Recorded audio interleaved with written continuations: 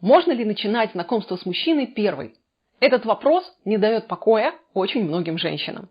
И я его получаю регулярно, потому что чем старше становится женщина, тем меньше ей хочется выглядеть легкодоступной для мужчины, с которым она знакомится. Тем меньше ей хочется производить впечатление той, которая навязывается, которая пристает. И тем страшнее быть отвергнутой. Остаться ни с чем после того, как ты проявила инициативу. Что же делать? Как знакомиться с мужчинами так, чтобы это было безопасно для вас, имело для вас потенциально хорошие последствия, и так, чтобы мужчина хотел продолжать это знакомство? Разбираемся.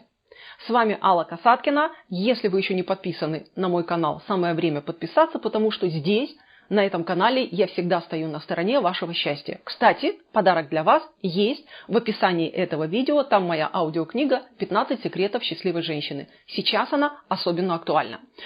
Продолжаем по поводу знакомств. Смотрите, какая важная штука. Если брать отношения вообще, то в них есть некие общие правила игры, которые, собственно говоря, существуют и в жизни. И самое важное правило, о котором я сегодня хочу вам сказать и объяснить его подводные камни, на которые многие не обращают внимания. Это правило о том, кто первый заговорил, тот и мужчина. Удивились? Потому что, ну да, конечно, я же общаюсь со многими людьми, что же я мужчина. Имеется в виду то, что тот, кто первый заговорил, проявил инициативу, тот, собственно говоря, и будет, как в танцах, ведущим партнером. Тому держать инициативу, тому двигать вперед эти отношения. И если вы оглянетесь на свои парочку-тройку неудачных отношений, которые у вас есть в истории, вы наверняка заметите, что вы очень часто проявляли инициативу сами, и брали на себя ту функцию, которую, в принципе, должны были отдать мужчине. А мужчина просто сдавался на милость победительницы и говорил: я твой приз, неси меня, ублажай меня и делай со мной, что хочешь. Возникает законный вопрос: а как же общаться с мужчиной, как же проявлять инициативу, если о ней, в принципе, все говорят, а тут вдруг выяснилось, что если я ее проявляю, то я мужиком в отношениях становлюсь. То на мне тогда ответственность за то, куда эти отношения пойдут, и я вообще этого, так сказать, кавалера должна тащить на своей шее. Что делать? Преимущество наше женское – это в том, что мы должны себе, в первую очередь, вспомнить о том, что у нас есть такая замечательная уловка, как флирт. Мы можем смотреть на мужчину. Мы можем своим взглядом подчеркнуть, что он нам интересен. Мы можем улыбаться. Мы можем, собственно говоря, сигналами своего собственного тела продемонстрировать ему в том, что мы заинтересованы. Какие сигналы идут? Это когда мы разворачиваемся немножко в его сторону, когда мы периодически, поправляя волосы, поворачиваемся к нему и улыбаемся. Это то, что называется флиртом. И если вы думаете, что мужчины об этом не знают и не догадываются, то сигналы нашего флирта считываются на подсознательном уровне абсолютно правильно.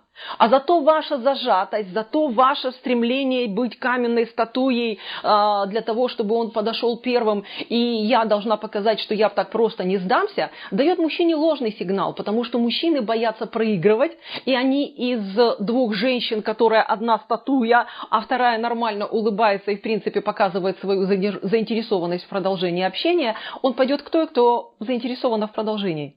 Понимаете, какая штука? Я не призываю вас становиться легкой добычей. Я призываю вас просто отпустить свои эмоции, немножко расслабиться и показывать мужчине, если он вам интересно, не бежать к нему и не хватать его за руки, и не пытаться его толкать локтем и говорить: ну что, познакомимся. Этого делать не обязательно. Потому что вы можете на невербальном уровне показать мужчине, собственно говоря, что вы заинтересованы в продолжении общения. И вот тогда он, как мужчина, проявит инициативу. Он о чем-нибудь спросит, что-нибудь сделает, и тогда завяжется разговор. Понимаете? Это и есть ваша скрытая возможность проявить инициативу в общении с мужчиной. Но если вы пойдете первое знакомиться, мужчины нынче, чем старше становятся, тем сильнее учат пикап. Как ни странно, да, в молодости у них были пробелы, а теперь они боятся проигрывать и хотят знать техники, где они могут наверняка сыграть. И поэтому мужчины теперь тоже любят флиртовать, любят держать паузу для того, чтобы кто-то взял на себя инициативу и побыл главных в этих отношениях. Они могли все время свалить. Об этом когда-нибудь поговорим в следующем видео. Вот этот важный момент. Поэтому, если вас мучает вопрос, могу ли я проявлять инициативу, могу ли я первой начать общение с мужчиной, да, можете, но если это ваше общение, без слов. Вот такая интересная штука. Учитесь. Потому что когда у вас это легко происходит, вам легко будет налаживать контакты не только с мужчинами. Вы всегда сможете договориться с теми, кто для вас важен, но с кем вы еще лично не знакомы, потому что тогда вы будете вызывать у людей больше желания с вами вступить в общение, потому что вы будете производить впечатление человека открытого и доброжелательного.